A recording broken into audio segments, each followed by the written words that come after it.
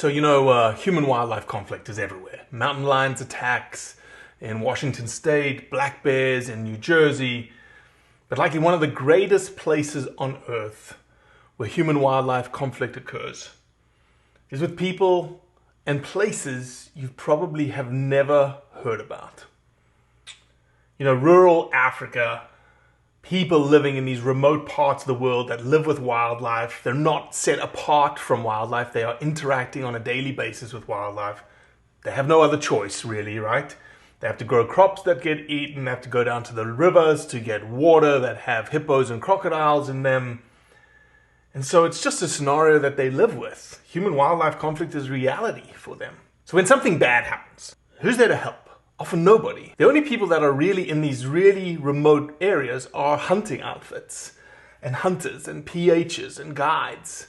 And they're the people that get called. So here's an example. An old buffalo was identified in the tribal lands outside of the Save River Conservancy on the Mkori River in Zimbabwe.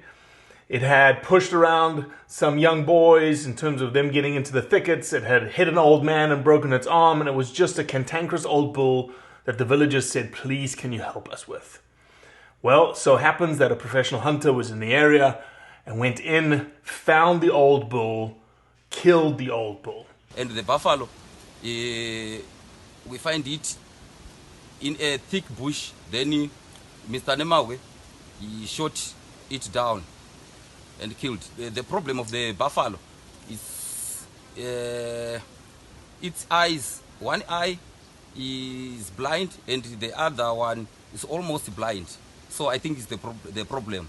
So thank you, Mr. Nemawe. Thank you, Councillor. Well done. We are just here to look after our community since we always work together hand in hand. I am very pity to put this animal down. It's a trophy, but yeah, I didn't have any alternative because it was like a threat to the community. This is a win-win situation. You can't see it as, oh, poor old buffalo, because human welfare in this situation has to come first. The hunting community helped this village. These people got rid of the threat that was threatening their daily lives and the things that they do on a daily basis. And all the meat from that buffalo is handed over to the community. So just by simply being present, hunting outfits and PHs and guides, as I said, can really help communities in the time that they need it most from a human-wildlife conflict perspective.